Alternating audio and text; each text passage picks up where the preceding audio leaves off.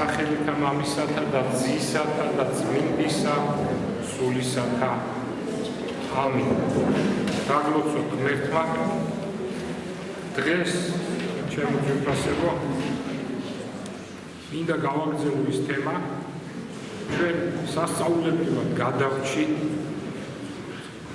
წინა კვირას იქამდე ჩვენ დავთქვით რომ საქართველოზე ძალიან დიდი საფრთხე იყო, ძალიან დიდი. ესე იგი, ეს ომი რო გაგრძელებულ იყო ისრაელ-ირანის ომი, 10 მილიონი ირანელი მოაწყდებოდა საქართველოს საზღვარს. რა თქმა უნდა, ეს პრობლემაა ჩვენთვის. აზერბაიჯანისთვის ეს იმდენად პრობლემა არ იყო, იმდენად, იმიტომ რომ იქ ძირითადად ის ხალხი აზერბაიჯანელები არიან, ირანელებიც ახლოს არის მათ კულტურასთან, მათ წამსთან და ასე შემდეგ. სომხებსაც არ ჰქონდათ იმდენი პრობლემა, იმიტომ რომ სომხეთში ცხოვრება ძნელია, იცით თქვენ, ხო? იქ მოკლედ იქ არ გაჩერდებოდნენ ირანელები და წამოვიდნენ მთლიანად საქართველოს. ეს იყო მადმწამს 100%, რომ ღვთისმშობელმა გადაგვარჩინა და ღმერთმა იმათ ტვინებში გადაატრიალა ღმერთმა იმათ ტვინები და შეჩერდნენ და გაჩერდნენ ჩვენი საქართველოს, ანუ ახალი ისრაელის გამო.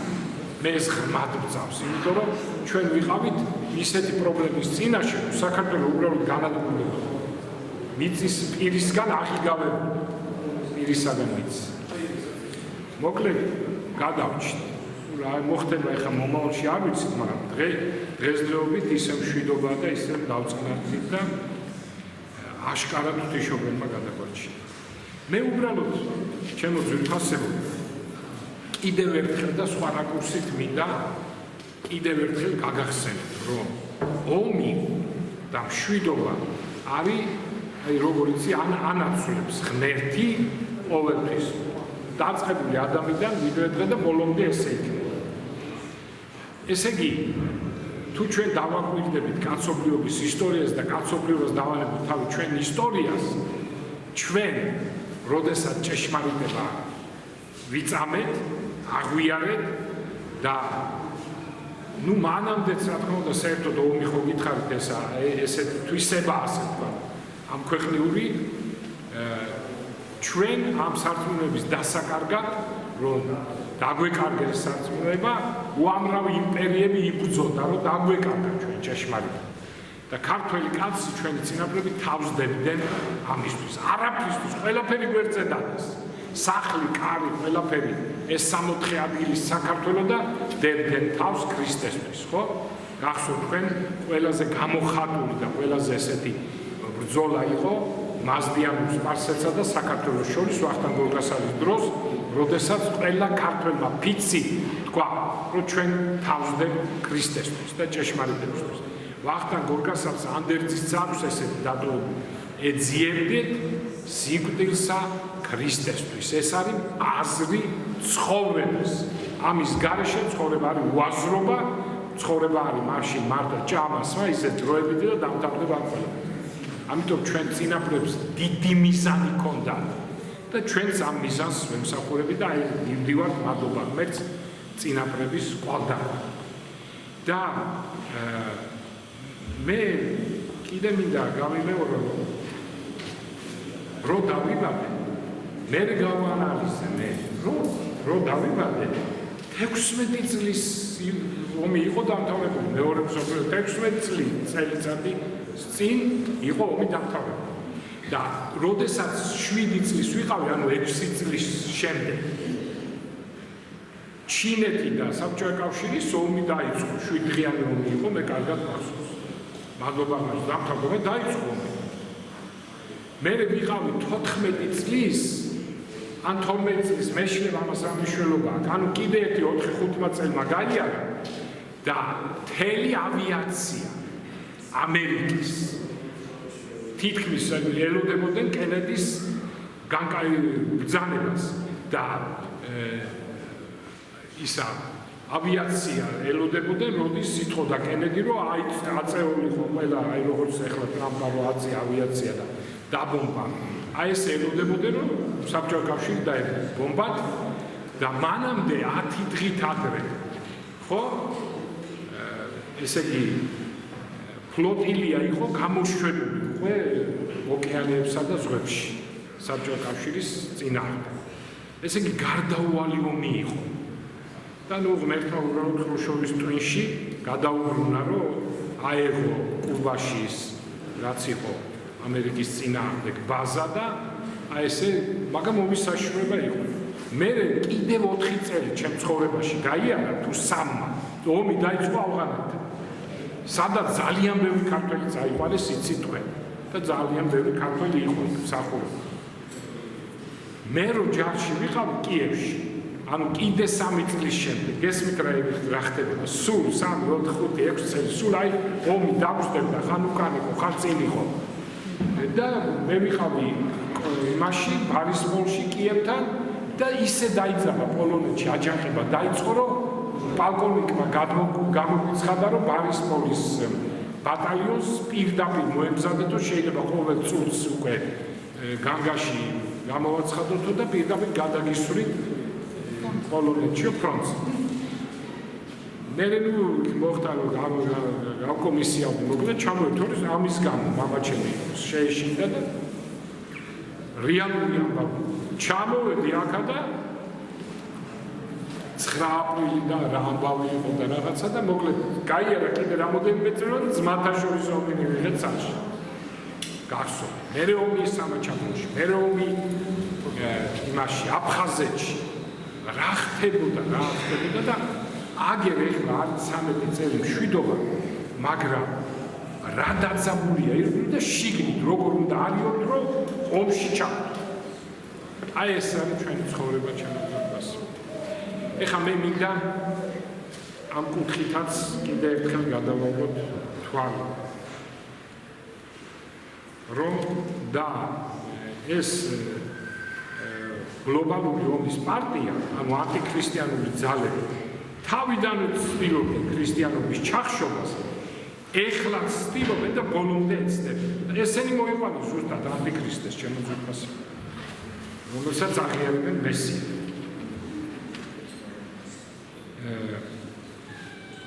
deep state, რომელსაც მეორენაირად უწოდებენ, რა თქმა უნდა, ეხლა ტრამპი ვითომ ებრძვის, ჩემი აზრით ვითომ ებრძვის, მაგრამ კარგი ეს რომ ვითომაც, მაგრამ ის არ მომხდარა და უძლიერესი ანტიქრისტიანული ძალებია, რომლებიც ებრძვიან და განსაკუთრებით ებრძვიან საქართველოს ჩემი ძვირფასებო, იმიტომ რომ აქ არის ყველაზე მეტად შემორჩენილი ქრისტიანული სული.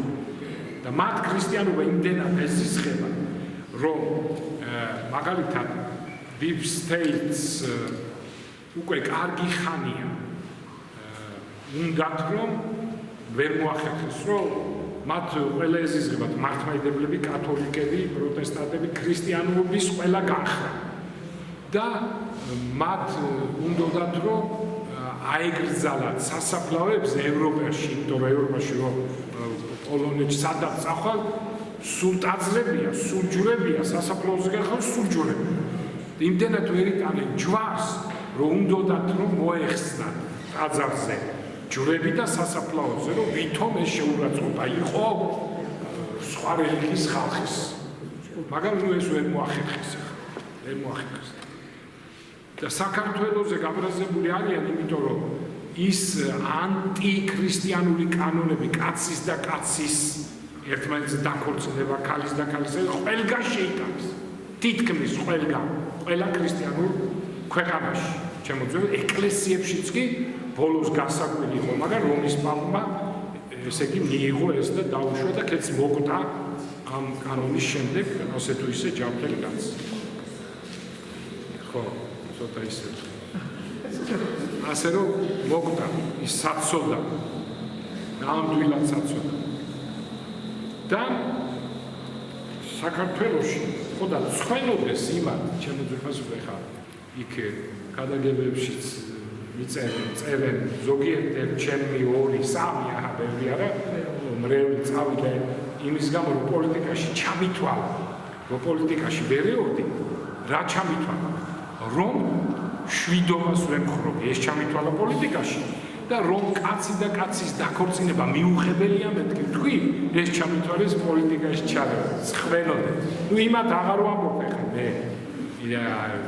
წარმართები და ანტიქრისტიანები, რასაც წერენ ჩემზე იქ, ის საერთოდ გაუგებარია წარწმენდული ხალხია და უბედური ხალხია. მე მრევლზე ვამბობ, ერთდროულად მართალია, მაგრამ მაინც მრევლზე რომ ამას ვთვლია პოლიტიკაში. ხვენოდე და როგორ უნდა უსურვო ვინმეს, რომ კაცი ცოლად მოიყვანოს თავიანთ შვილს და როგორ უნდა უსურვო ის, რომ ქალი ქალს გოგოს მოეყვანოს ცოლად გოგო. ეს გინდა? და რა გინდათ რომ ომი იყოს, ეს გინდა? საშინელება. და ყველაზე მთავარი, იმათ აღარაფერს ვამბობ, ისინი უკვე ცემენ ანტიქრისტეს თაყვანს და ანტიქრისტეს ბეჭედს მიიღებენ.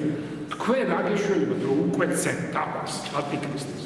რო გამოჩნდება მე რაღაც ისა. ამიტომ გონსმოდ იმ ერთ-ორ კაცზე მაქვს ლაპარაკი. ჩემო ძვირფასე. მე წინა გადაგებაში ვთქვი და ეხლაც გავიმეორებ, რომ ღმერთის ღვთის ერთ-ერთი ყველაზე დიდი თვისება, ასე ვთქვათ, არის რომ მე წმინდა ვარ ამბობს უფალი, ეს განაცხადა უფალი.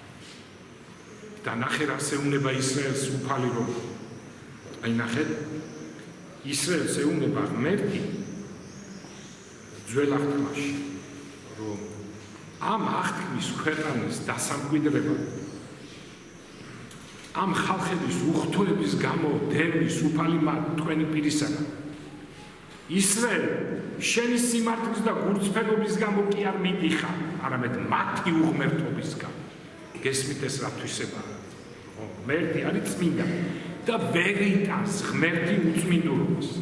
და ამიტომ ისრაელს ეუბნება, რომ მე თქვენი სიმართლის და აქედან ჩანს რომ მიუკერძოებულია ღმერთი და ზოგს რო გონია რომ ებრაელებს ხარიზეა ღმერთი ძველ აღთქმაში თქვა, ებრაელებს არასწორი აზრია. ნახე რა ეუბნება. თქვენ იმის გამო კი არ რომ ან წმინდა ხართ ან რაღაცა ხართ, პირიქით თქვენ მოწერს რომ უფრო ვარესები ხართ, თქვენ ჯიუტი ხალხი ხართ თქვენ, მაგრამ აი ესეთი ცოდვები თქვენ არ გაქვთ, რაცაც ის მამათმავლები და საზღვრობა კიდევ ვარესებმა ამაზე ვარესდა შეიძლება იყოს აი იმ საზღვრობის გამო თქვენ გითმობთ ამ ქვეყანას რომ ისინი ამ ცოდვების გამო აღმოფხვრა. მეორე ადგილზე წერს იცოდე ისრაელ რომ შენი სიმართლის გამო არ გაძლევს უფალი შენი ღმერთი ამ მადლიან მიწას სამკვიდრებდა. ნუ იტყვი გულში როცა განდევნის მათ უფალი შენი ღმერთი შენი სიმართლის გამო მოგცა ეს ქვეყანა. და ბოლოს იმ ხალხებით რომელთაც უფალი ღუპავს თქვენს წინაშე უწმინდურობის გამო ასევე დაიღუპებით თუ არ შეასრულებთ უფლის თქვენი ღმერთის ხმას. მეორე ჯგუფის გესმით თქვენ ჩემო ძვირფასებო რა ხდება და ნახეთ ისრაელსაც არაპატია უსჯულოება ღმერთმა და არც ახალ ისრაელს ანუ საქართველოს არაპატია თუმცა ჩვენ შევინარდ და რაღაც მაინც ასე თუ ისე დავიჭირეთ ჩვენი ქვეყანა. თქვენ იცით ჩვენ გვქონდა ოქროს ხანა და როგორც კი ლაშა მეფე გიორგი დაიწყო რუშობა ჩემო ძვირფასო და რა საზიზღრა ხო ესე იგი რაღაც ესეთი ჯგუფები გამოჩნდა რომლებიც რინდებს ეძახოდნენ და რომლებსაც ჰქონდათ ესე ლოთობა და ქალებთან რუშობა, ეს იყო მაგათი იდეა. და ამ რინდებთან ერთად დადიოდა და რუშობდა და ლოთობდა და ლაშა თამარ მეფის შვილი ჩემო ძვირფასებო. და მე ხო იცი მეფეს რა ხელოვნიშნულობა აქვს ახლა ისრაელ ხალხის ბაძავს და მე მევადიან წეს რომ თელმა საქართველოს დაიწყო რუშობა ეპისკოპოსებმაც, მდლებმაც, არქიმანდრიტებმაც რა ხდებოდა და რა თქმა უნდა ამას არ მოითმენდა ღმერთი, იმიტომ რომ წმინდა ვარ მე ამბობს უფალი და არ მოითმენს და არ აპატიებს არავის ამ უწმინდურობას და რა თქმა უნდა დაინგრა ეს ჩვენი ოქროს ხანა. მაგრამ სინანულის გამო მაინც დარჩა საქართველოს და დღესაც მოვდივარ და დღეს კიდევ გიმეორებ ჩვენ არაფერი არ გვაქვს სიკეთე. აბორტში პირველები, ნარკომანიაში პირველები ერთმანეთს ჭამთ, ერთმანეთს მაგრამ აი ყველაზე საშინელი ცოდო ამათმალობა რაც იყო ამას აღუდგა საქართველოს ყველაზე ეს ღმერთმა დაგვიფასა ჩემს რა თქმა უნდა და ვარ დღეს მშვიდობიან აი ეს არ დავკარგოთ ეს მუხტი უნდა კონდეს და არც დავკარგო ვაშკაცები გჭირდება ბევრი ვაშკაცები საქართველოში მოხედავ გაივდი ქალაქში და უკვე კაცი კაც არ გავს და კალი ქალს არ გავს მაგრამ მადლობა ღმერთს რომ ესე იგი არის ვაშკაცები და 17 მაისს განსაკუთრებით ეს ჩანს რამდენი ხალხი გამოდის საქართველოს ჩვენი ქრისტიანობის ჩვენი საფუძველის ჩვენი ადათ-წესების დასაცავად. ეხლა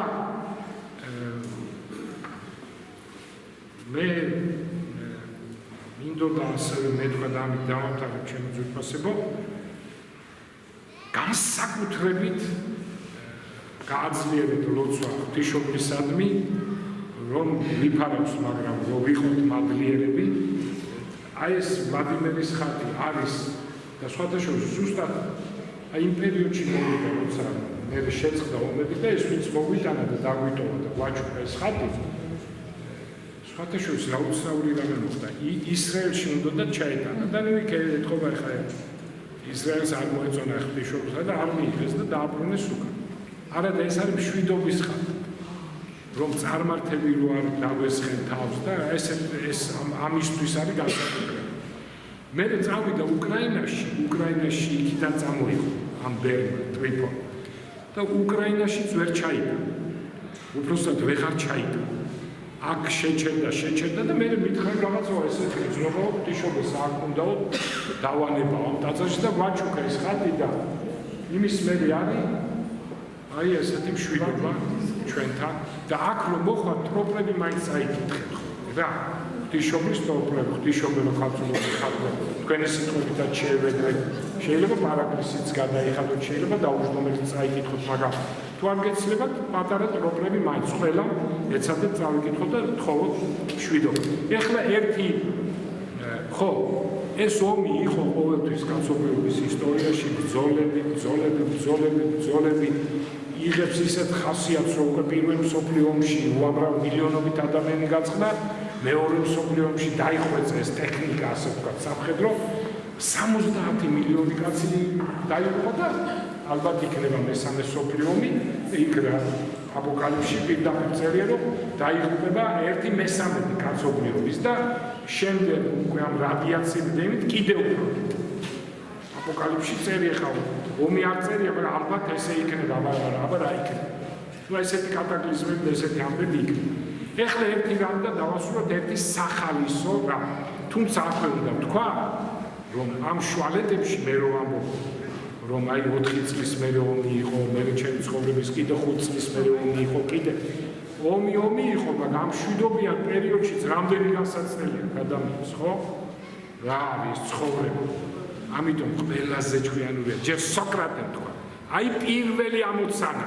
ადამიანის რა არის სიკვდილის შემდეგ ეს არის ყველაზე მთავარი ჩემი ძვირფასებო თორე ეს ქვეყანა დამთავრდა ჯერ რაც მე ვთქვი ერთი პატარა მოხაზულობით რა არის რუსთაველი ამბობს ესეთ ცხოვრების ფილოსოფიას ესე კარგად განმარტავს როცა ნესტანდარეჯანს ათქმევინებს კარგი რა გჭირდეს გიკვირდეს ავი რას საკვირვე აი ეს არის ჩვენ ცხოვრება ჩემი ძვირფასო ეხლა ერთი რამ ძალიან საოცარი რამ ეს თითქოს არ მინდოდა მაგრამ დღეს ახლა ყველა გახარებული ვართ იმიტომ რომ ჩვენმა კოლხმა ჩვენმა ქართველმა კაცმა ილია თოფურიამ კიდევ ერთი ბრწყინვალე გამარჯვება მოიპოვა და გახდა მსოფლიოს ჩემპიონი ამ ყველაზე სანახაობრივ სპორტში კოლხეთის დიდება და გახსოვთ მე ადრე გითხარით რომ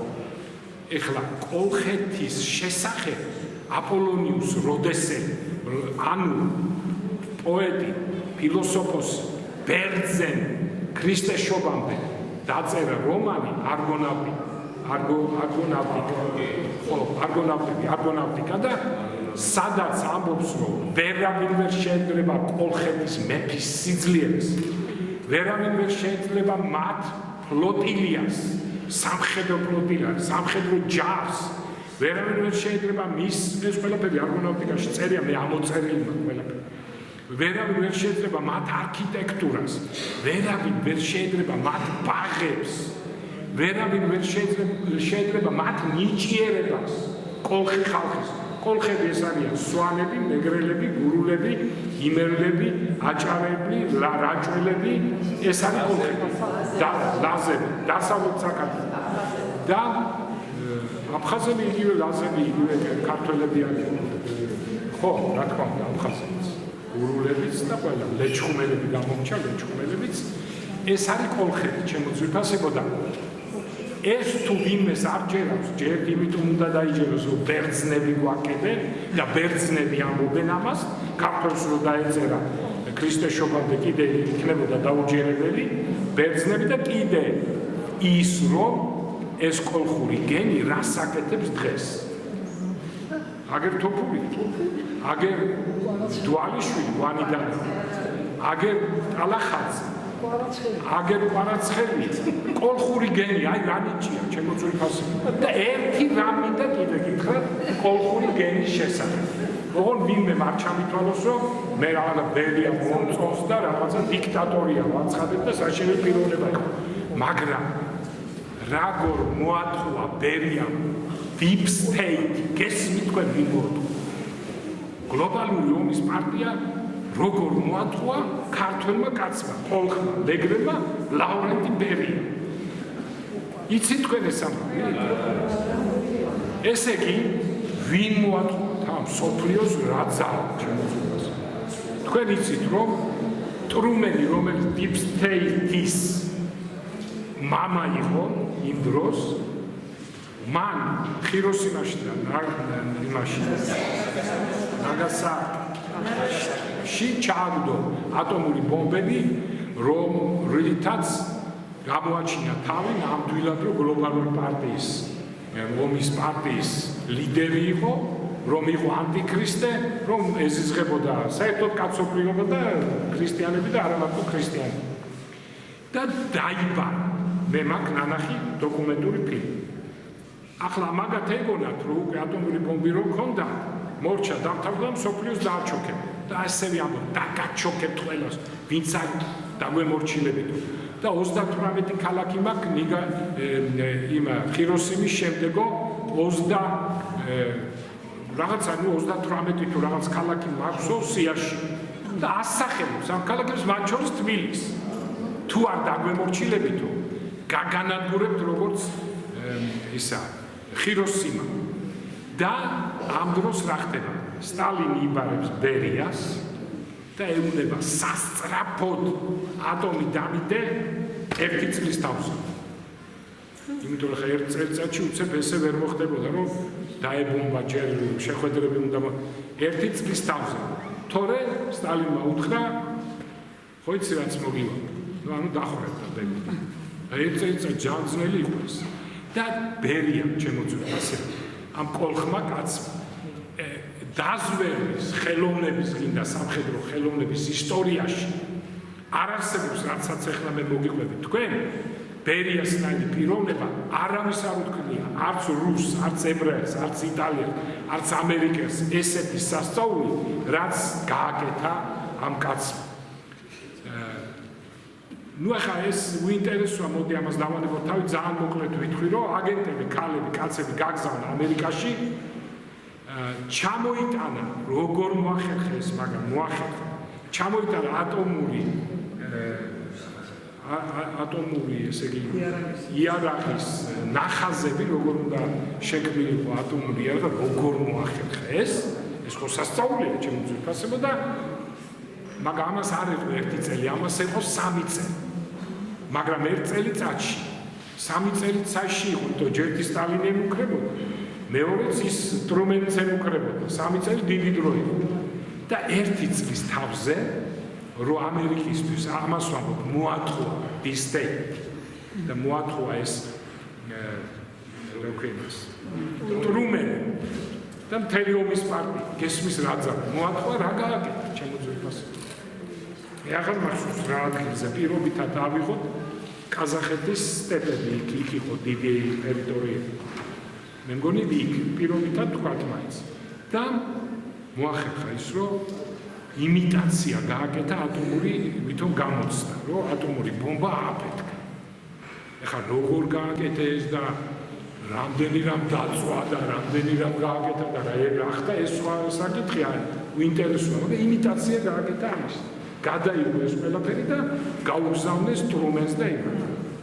რომ მობილოცეთო, იმიტომ რომ ამათმა უთხრეს სტალის, ჩერჩილმა უთხრა სტალის, მობილოცეთო ჩვენ უკვე ატომური იარაღი გვაქვს და ამათმაც გაუგზავნეს ეს ვიდეო, ასე ვთქვათ, მაშინ რაც იყო გადაღებული და უთხრეს სტალინმა და ბერიას სახელით მოგვილოცეთ ტრუმენ ჩვენს გვაქვს ატომი და ანახეს ეს და ტრუმენმა დაიჯერა მოათხოვა ბერია.